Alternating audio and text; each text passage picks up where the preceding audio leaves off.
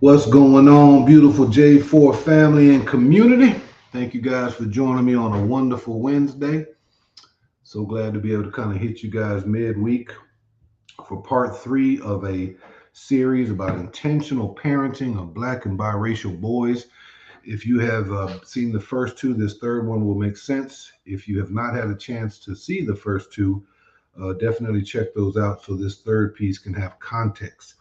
The two that I'm referring to, if you go to the YouTube channel, is Black and Biracial Boys Transitioning into Young Adulthood. That provides an oversight and overview for what rites of passage programs are, the importance of them, how they exist in the society, and how they can be applied at a family or program level. The second one is Black and Biracial Teen Parenting, which actually talks about the initial initiation ceremony, how to present your child, how to invite family, things that you might want to have in place for your beautiful seeds to create formality and sort of a high intentionality. And today, the third part is parenting Black and biracial boys beyond puberty. Okay. I'm recommending 15 is the age set in which you create your rites of passage program, and that perfectly lines up with the identity of puberty. Okay. So before I begin, I want to say a special thank you. I had a lot of recent growth on the channel, largely around a video that we did called White Mothers and Their Biracial Black Sons. A lot of good comments, a lot of interesting, comments and whatnot. But we've had over 2,900 views in the last 48 hours, which would suggest to me that people are, interested in it. There's a new era, I believe, on stage as it relates to biracial identity formation. There's a lot of conversation, a lot of chatter as I'm looking in the YouTube streets around biracialness. And so I like to put a rites of passage conversation in motion that puts the value and cultural affirmation piece in the hands of parents.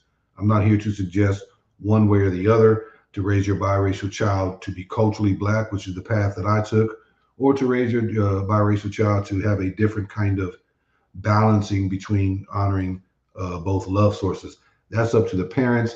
And then the rites of passage program has spaces in there where you can customize it in a way, that makes sense for your family. So thank you guys so much. As you all will see from the J4 conversation, sometimes it's musing, sometimes it's philosophical, sometimes it's biographical, but often and more often than not, it is practical conversations with families on how to think about different ways in raising their sons, in particular, with the ultimate goal of raising healthy, grounded, solid, independent sons who can be the creators and have domain over their own life, whether they be Black, whether they be biracial, or something beyond or in combination. So today I want to go over the third component, take some questions if you all have it related to what I'm sharing, and then should there be time and interest, we can open it up for a broader conversation around parenting or cultural nuances that you all might be thinking about or grappling with, or you just want to share in general. Okay. So the first two talked about what is a rites of passage program, what is the benefit of it. The second part talks about initiation ceremony and things to have in place. The third part actually talks about developing the rites of passage curriculum. Okay. So after you've identified a convener, hopefully it's some elder, patriarchal, matriarchal figure in the family who's comfortable managing this, you all want to sit down and think about a 5-week offering of curriculum that includes a number of elements. Mulatto Vanguard in the house. Thumbs up, brother. Appreciate you, man. Appreciate you. Hope all is well with you. So you want to create a curriculum, and a curriculum can have multiple facets, multiple components. Again, this is a sort of a menu of different options. You don't have to exhaustively do everything I'm recommending, but I am recommending something that's formidable, something that your beautiful seed has to prepare for, think about, put a little bit of time in prepping and learning.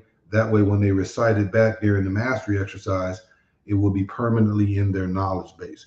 This isn't cramming. This is learning these family values, mantras, educational themes, so that it's permanently a part of the memory bank that it can be accessed when the young person is in adulthood. So puberty is the time we're recommending it. Body's going through a lot of physical change. They're shifting from adolescence into teens.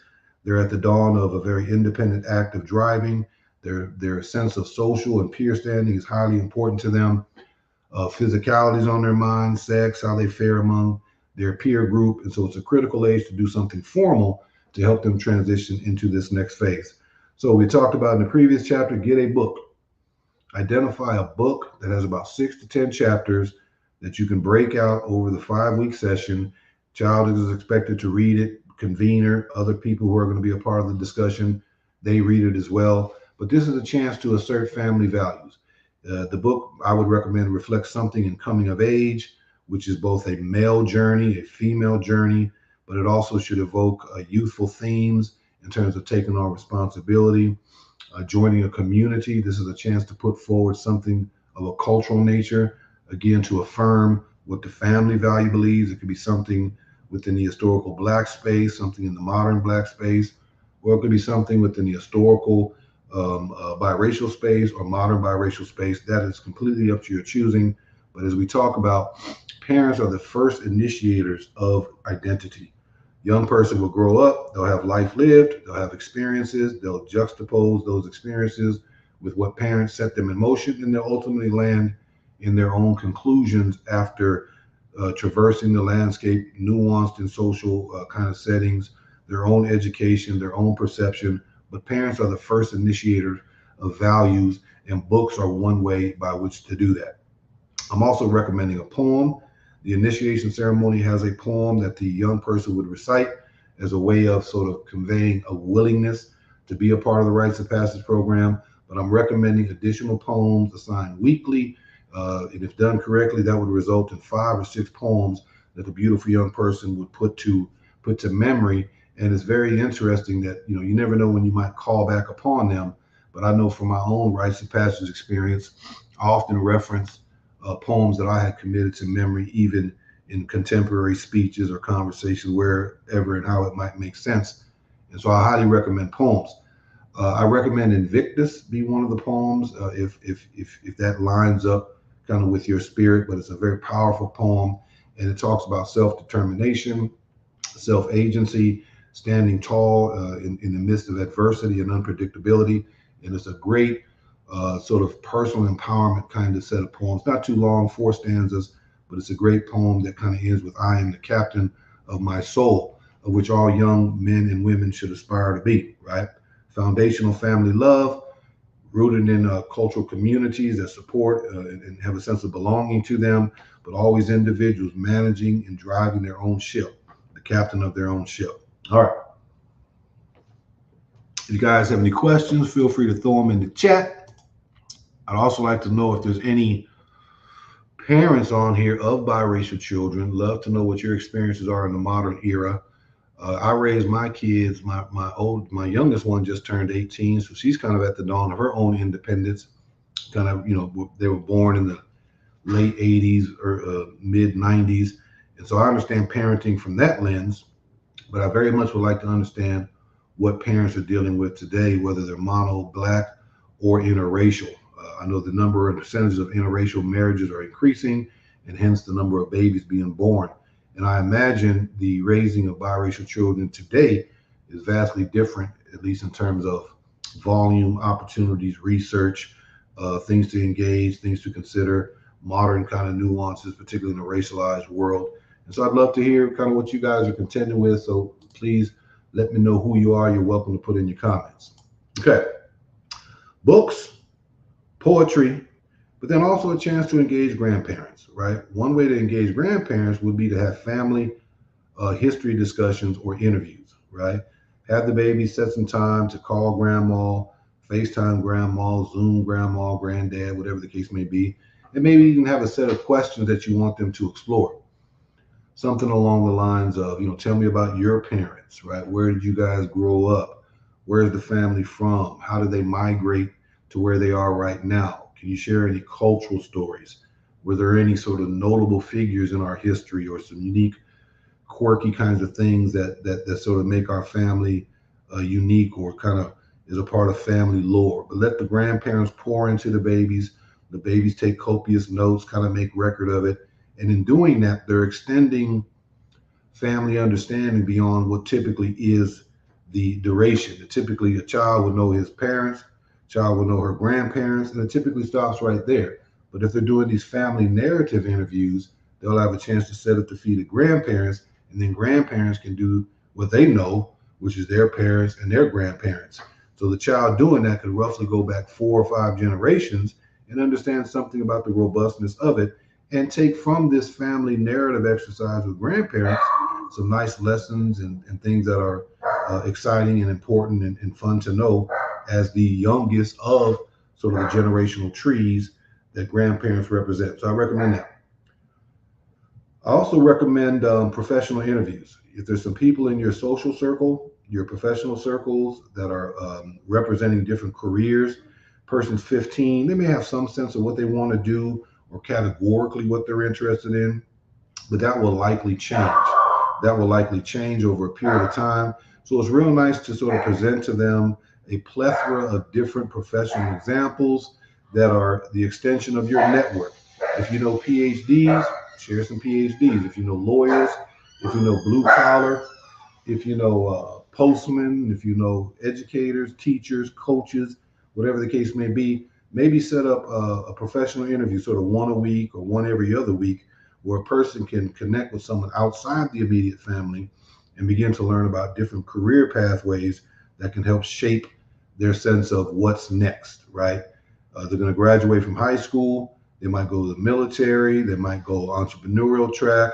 Maybe they're going to arts. Maybe they'll go to college, whatever the case may be. But if they have this splattering of professional kinds of exposure points, it'll help narrow or expose possible interest in the space of career. Again, this is a part of a 5-week rites of passage curriculum, and I'm making some recommendations. And then a rites of passage program is designed to introduce the budding young man, the budding young daughter into adult themes. And so, however you choose to do it, and you can divide and conquer and divvy this out, but I recommend you use some social media platforms such as YouTube or some way in which you can capture current events and talk about various adult themes. Themes around education, themes around inequity, themes around relationships, themes around marriage, themes around parenting, right? Caring for elders, dating rituals, taxes, fiscal literacy, identity politics, whatever the case may be. You can use different mediums. In one case, you got a book, something tangible. Poem is a handout, memorize, recitate. Interviews are kind of pen and paper, recording, transcription, whatever the case may be. And then you have using YouTube, perhaps a medium that's comfortable for them, and begin to, present other ideals in the world, right? It's important that a person comes out of a rites of passage program with their worldview extended, with a greater understanding of who they are legitimately, solidly at 15, member of a family in all of its beauty and complexity. Families are a part of extended kind of families, have a sense of the community, the city, the state they're in, have a sense of the United States, and even broaden out from a more global worldview. But the more you expose your babies to, not only in terms of co-curricular kind of things, but in this concentrated 5-week rites of passage program, the more you're going to be producing a person that has a greater success in adulthood because they thought about it before they entered into it. They were taught about it. They were coached before they formally entered into it. So recommending using something like a YouTube space. Now, the essence of the conversation today is how to complement learning, which is an intellectual, mental kind of exercise, how to complement that with ritual, which is a part of the initiation ceremony, how to complement that with praise and celebration, which is both how you begin and conclude a rites of passage program. But how do you then put challenges in front of them? Mental and physical challenges that they can go through. And once they went through it, they then gain a sense of accomplishment, a sense of I can do that or I did that. And the more I did that moments they can have, it teaches them that boundaries are not as limited as they thought they were. It lets them say, hey, I got confidence in doing this. What else can I try? And sort of healthy, safe kind of boundaries and whatnot. But doing one thing successful creates an eager and a desire to do two things successful. Doing two things successful and on and on and on gives them each sort of a drop in their sense of esteem and personal confidence to want to take on more and more challenges of progressively significantly more difficulty, assuming that makes sense in the pathway of their life. Okay. So a couple of physical challenges that you can put in front of them. One is fasting, right? To deny oneself for a very short period of time, nothing problematic to health, but to go through a process of discomfort, whether that's fasting for food, it could be as simple as not having breakfast, passing that up, maybe simple as giving up lunch, right? Maybe it's something as giving up dinner, or maybe having some breakfast and then maybe having dinner, or depending on their fortitude, their strength, maybe it's a 24-hour fasting period from wake up to go to sleep. But let them experience the discomfort of not having the basic necessities. One that will help them understand that basic necessities are not promised to everyone. They will have to talk about and think about how provision is provided.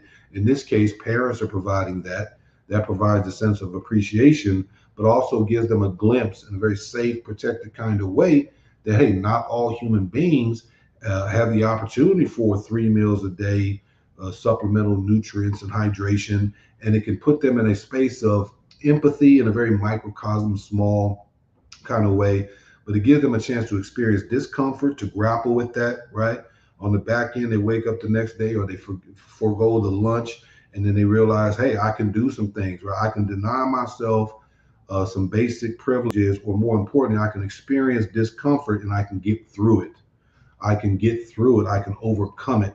And it's in this lesson learned in a safe, protected kind of way that gives them a sense of, I can do this.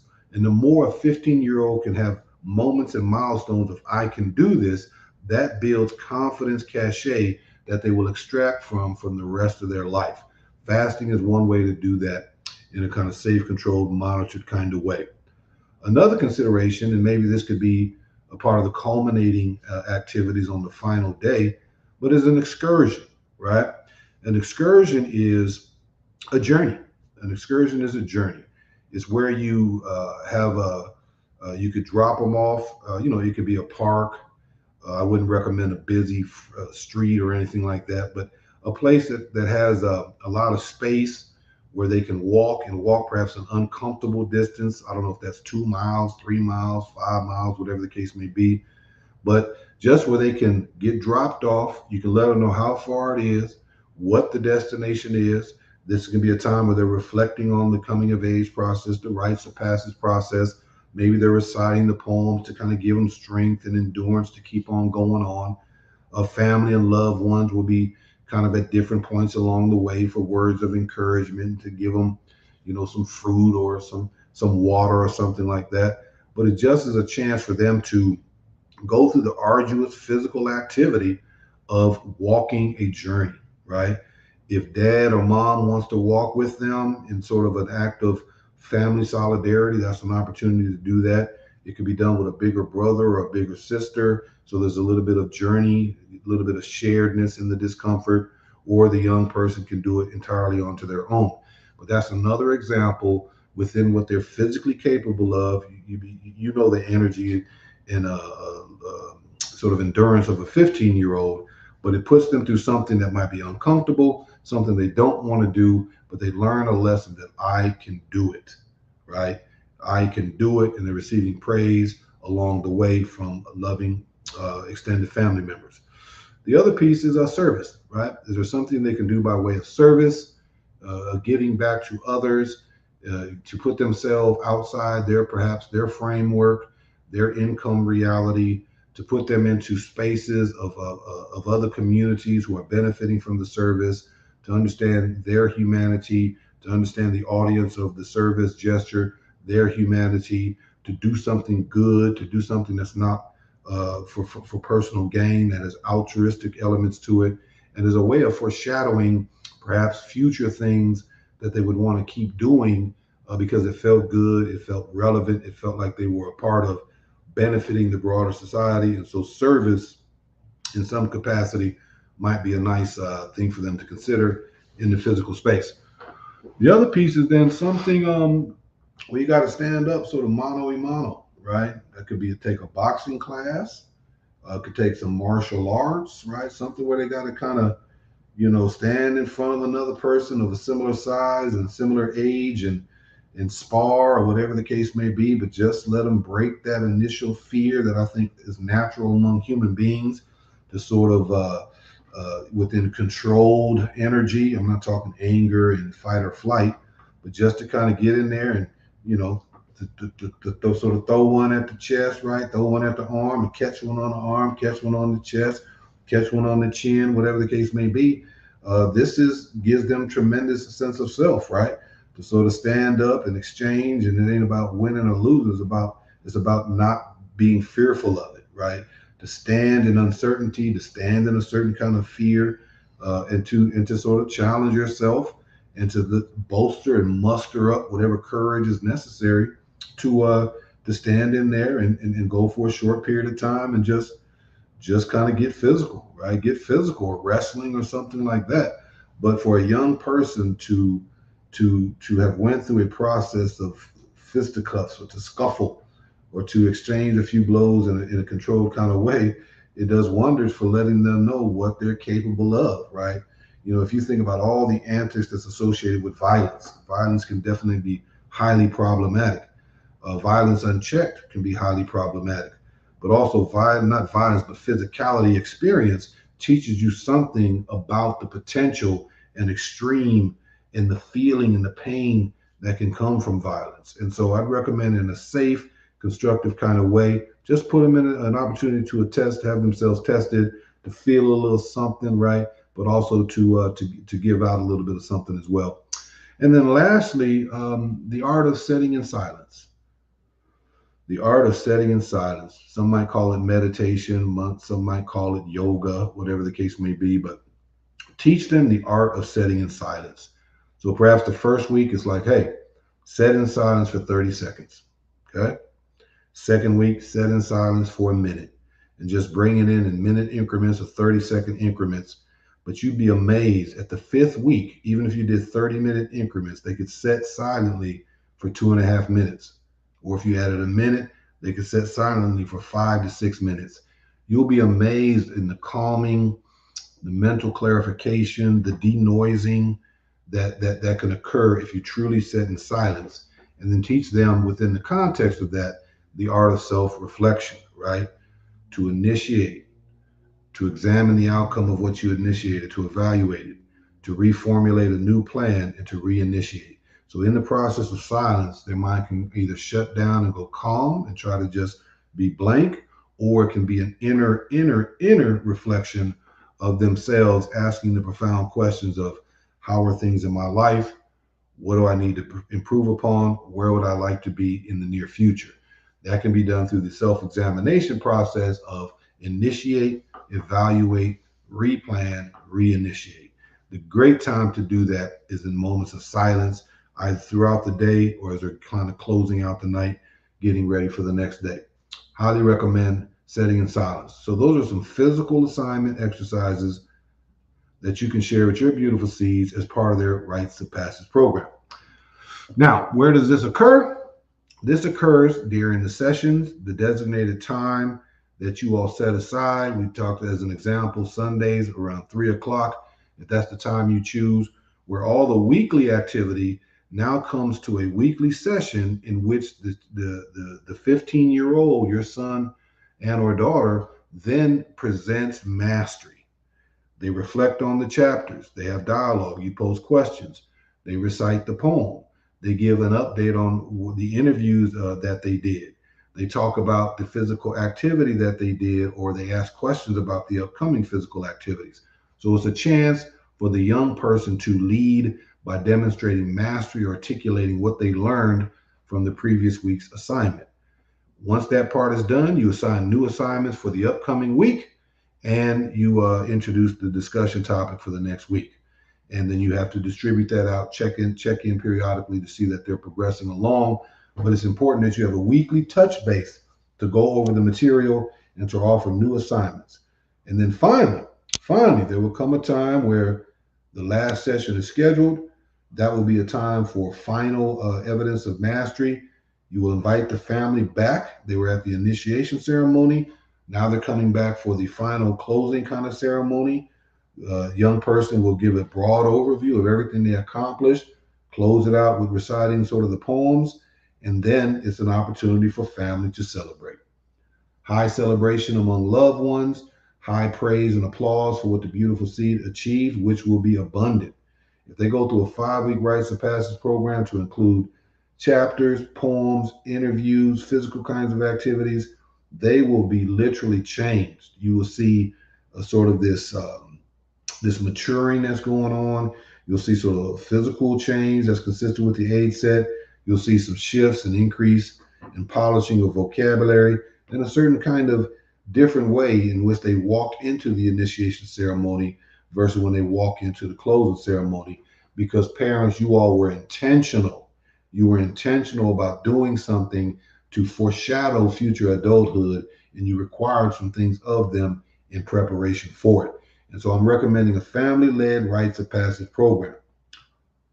Now, once they've finished up, it's time to celebrate. And an easy way to celebrate that is to offer gifts, right? To give gifts. That's consistent with a rites of passage program. Formal ceremony to start, duration of time with challenges, mental, physical tasks, close out, high celebration, addition of new opportunities and responsibilities. Gifts. So give them young man stuff. Give them 15-year-old stuff. That could be a suit, maybe some hard sole shoes. Get them some grown man shoes, a tie, a tie clip. I don't know, but something that symbolizes formality, something that they won't use every day, but there'll be high occasion for a wedding or something along those lines, perhaps graduation, and they can pull out their young man stuff. So give gifts, a wallet, things of this kind of nature. Okay. Maybe you're giving them a safety, a CD of some sort that they can invest and, just begin to sort of track money and those kind of things. Maybe you're giving them some app, introduction to an app, and you put a little bit of money in there like Robinhood to see kind of how it grows and what kind of comes of it. But just give them some gifts and then newfound opportunities. We picked the age of 15 because that is the part where you can get the driver's permit. You can grant driver's permit depending on when you do it, and or ultimately you can, have them then get the driver's license and take on a very huge adult task in terms of driving. You also could maybe give them a little something, set in motion an allowance, something like that. Give them a little pocket change, teach them about financial responsibilities or having to manage some money, right? They just went through something very formidable, put a little currency in their pocket that's consistent with wanting some newfound independence, and then maybe some things that they've been wanting to do, whether it's some travel or spend some time with some loved ones, to maybe take a solo dolo vacation. I remember when I was probably 13, I went to visit my granddad and I flew in on the plane by myself, both there and back. And that was huge for me, man. I remember being nervous getting on the plane and, being received well by the stewards and all those, but coming off the plane, being handed off to relatives. But that was major, man. That was a major moment for me and sort of made me comfortable with flying. And flying's been a part of kind of my life kind of going forward. But these were these opportunities that were afforded, which kind of give me a sense of confidence, these very small gestures that were intentionally put before me, which has led to some sense of confidence that I pull from on a day-to-day basis. And then finally, responsibilities, right? When you go through a rites of passage program, it has to conclude with some responsibilities, new things that they have to do. Perhaps you've been observing them up to this point and you like some things in their character and you've praised that, or maybe you've seen some things that you quite don't like that you'd like them to improve. Maybe they are not communicating with grandparents at the frequency that you all as a family would like, right? Newfound expectations, articulate. Hey, once a week, you need to be calling grandparents, check in, follow up, right? Or maybe they can lead a monthly outing for the siblings or the family, right? Something they have to plan, something they have to coordinate, something they have to sort of get consensus and buy-in so that it's something everyone can find fun and value in, right? But give them some priority. Have them go from being catered to, supported, planned for, but now they have to do something on behalf of the family under their leadership and under their stewardship. Perhaps it could be prep one meal a month prep one meal a week, whatever the case may be. Beginning to teach young bachelor needs, beginning to get them comfortable figuring out recipes, have them go from not just eating at the dinner table and then chores related to that, but also providing provision for the table. So give them some things that they have to do that you think would benefit them. Maybe they need to improve on how they're taking care of the dog, right? You always got to remind them to feed the dog, give the dog water. But now you just circle back and say, hey, these are now your responsibilities in a more permanent, accountable kind of way. And that's important to learning adulthood themed kinds of lessons. All right. So, beautiful family, that's what I wanted to share. This is not philosophical, musing, or biographical, but it's very practical. As parents, we can simply let them gain new rights and opportunities based upon birthdays, or at certain stages of their development, we can be intentional with our partners, with our nuclear family systems to help young people have formal transition, to demonstrate something, to demonstrate a competency, to learn a lesson that you put in front of them, to affirm family values, to affirm cultural values. But in order for that to happen, it's going to require a certain kind of intentionality on behalf of the beautiful parents and love sources that care for them tremendously. So I want to pause here, see if there's any questions. Again, I want to thank everyone who been supporting the channel recently. As I mentioned, we've had tremendous uptick in views, largely around white mothers and their Black and biracial sons, which I think speaks to this changing that's going on in the interracial conversation. And I was representing a biracial racial identity, but a cultural Blackness. Gene grew up very similar, but currently in his later life is grappling more with an acceptance of a biracialness. And so even in our own conversations, we're reflecting the evolving nature of culture and identity. And so there's a lot of interest. And I think that particular video resonated with a certain audience, either to critique it, to be triggered to share their own comparable story, to pose questions. But I can see in the comment sections and the reactions that this thing is definitely changing generationally. Other videos that you'll see with the interracial space is my musings around what would it take from my lens for the question of a new distinctive interracial group to have legitimacy. Again, my musings, you don't need my legitimacy. You declare whatever it is you want to declare. But I think as time passes, as decades continue to tick, there's more and more causes and more change that makes the question, at least compellingly and interesting. As I mentioned, there's a growing community of biracial and multi-generational mixed kind of people, and they're asking kinds of questions. Right now, they're going through identity formation, which a lot of it has sort of frustration at perceived gatekeeping and outkeeping kind of sources. And I understand that. But at the same time, even if you do decide to create your own culture, you're going to have to raise them babies. And so whether you're sort of monolithically Black as a family, biracial, interracial marriage, or whatever configuration of beautiful humanity that makes up your family, you will one day likely be married. You will one day likely have some beautiful seeds, and you will have an opportunity, beautiful folks, to do something intentional in terms of helping them transition from one phase of life into the next phase of life. I'm recommending 15 critical age for boys, an opportunity to foreshadow adult themes and to do it in a way that gives them high knowledge, high memory, and personal accomplishment and confidence that comes with that. All right, what's up, Slick Rick? My brother's in the house. Awesome information. Our families, we were both raising boys and girls. We've done some form of these things. I won't say it was as calculated as this. I didn't kind of come across this formula until, post-reflection in terms of thinking about my own work with development boys, thinking about my own children, right? And so there's been bits and pieces of this, but I'd like to see some feedback from someone who might try it. If you ever need sort of a consult in the convener space, I'd love to be a consult for you. I think you'll discover that this is far more doable than what you might think. And again, I've presented what I would believe would be a very broad, comprehensive things to consider, but you can scale it back to a way that makes sense for your unique family and the level of where your beautiful son is, whether they be black or biracial.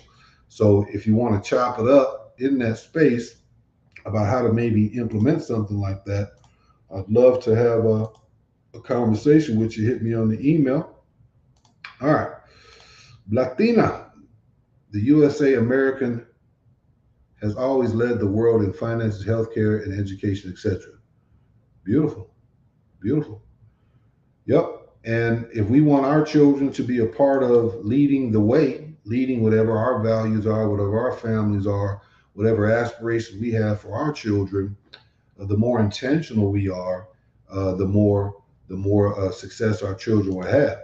So, for example, there's complexity in politics, there's complexity in finances and healthcare and those kind of things. But Latina talks about world and finance. If you want to value finance for your child, put that into the curriculum. If you want them to have an understanding of financial responsibility, risk taking, entrepreneurialism, 70-20 rule, whatever the case may be, put that in your rites of passage program. If you have concern about health or breaking cycles of health inadequacy in family, perhaps you're seeing genetic trends in the health space, how do you teach them about that in their rites of passage program as a way of countering potential health nuances in the family? Education. If you want your child to get additional degrees, how do you put that into your rites of passage program? All parents, generally speaking, want their children to inherit and live a life across various variables that are more advanced than the life that they inherited from their parents. But in order to do that, you have to prioritize as a family what those values are, and you'll teach them organically and randomly throughout their life. But in an intentional 5-week rites of passage program, you can emphasize certain kind of themes that line up with what you want for your beautiful seeds. All right. However, the USA is always dragged behind when it comes to racial classifications. Right. Again, opportunity in your rites of passage program, conversation with your familia, your people, is to say, hey, what do we want our seed, our beautiful son and or daughter, what do we want them to value in terms of their heritage and their cultural identity? You can do that through poem recitation, you can do that through family interviews, you can do that through YouTube channels, you can do that through a book, but you go from just sort of table banter, car talk, and you actually say, hey, this is what we as identify as a family, this is how we're teaching you to identify as a beautiful young person. You introduce that, you give articulation, love, reasons why. They inherit it, they start, and then they live a life and will likely live a life that manifests the foundational identity politics and dynamics that mom and daddy put in front of them. That's what my children currently do. All right. Latina.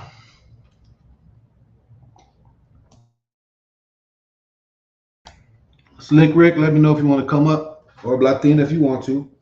I am proud to be part Latina and descended from Brazil. We're racial. I'd love to know more about Brazil. Brazil. I've heard that in Brazil that the racial nuance is not as striking or black white as it is in the U.S. And I wonder if that's because, well, maybe you could educate me on, what has been the white presence in Brazil to what level. But certainly, whatever racial nuances exist within the United States, unequivocally unable to be taken out of the equation, is sort of whiteness or historical white supremacy and antics. Mixtures are celebrated. Yeah, I wonder if that's a result of a different history. Beautiful. Brazil in the house, Latina. Thank you for your comments. Appreciate that. All right. Other comments, other questions. Mulatto, I don't know if you're in here.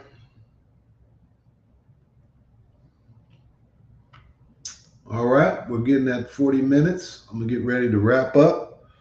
Again, I just want to underscore, if you are interested in some kind of structured activity for your child at a certain kind of age set, these 3 videos are at least one consideration. If you want to take it to another level and have consult, talk about different ways in which you might want to consider to do that with someone that's went through a rites of passage program of his own, largely through a fraternity when I was 19, but who has also thought about and works with young men in terms of transitional development, who has done some form of these recommendations in varying capacities with my own children, feel free to hit me up. Feel free to hit me up. All right. Without seeing, oh, Latina's back. In Brazil, there is a national holiday called Dia de Mestizo. Yeah, yeah. I'm assuming that's Day of the Mixed or Mixed or something like that. One thing in the interracial, the biracial sort of declaration of new identity formation is going to need to be customs and things to build celebration and memory around. And so, in the case of Brazil, they have Dia de Mestizo, and that's a day I'm imagining that's sort of celebrated by all, but puts a certain kind of premium and front and centeredness about the mixed race people of Brazil. I think how someone sees themselves in any kind of country or geography or region is largely tied to the history and their experience in it. I don't know the history of Brazil, but I would imagine it's vastly different than America. Day of the mixed race person. Boom. Thank you, Latina. I appreciate that. Mulatto Vanguard. I like mixed women, and Brazilian women are very pretty. Okay. Mulatto's he throwing his hat in the ring there, Latina. I don't know if y'all know each other, but Mulatto's a biracial guy. He's a pro biracial, so he would probably enjoy Dia de Mestizo. All right. Not seeing anyone come up. I'm going to go ahead and wrap us up. Oh, wait a minute. What are we saying yes to, Latina? What are we saying yes to? Is where was City of Gods filmed? Was that Brazil? Brazil? Man, I really enjoyed that movie, City of Gods, man. And I actually had the sense that they did not have any form of the racial categorization or hierarchy that you feel here in the U.S. I mean, it was a film. It's probably one of my most favorite films. It's a sweaty, grindy, raw film. Man. It's to me, it's up there with Apocalypse Now. But you could see the dating, the play, the interexchange on the beach, the kids and the different gang leaders. They were all of all different races and hues, but you could just pick up that wasn't acting.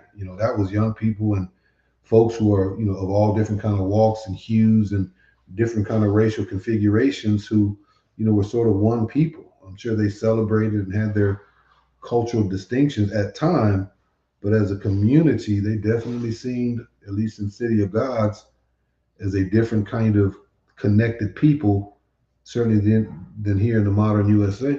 All right. High morals. Okay. All right. Well, I thank you guys for riding with me.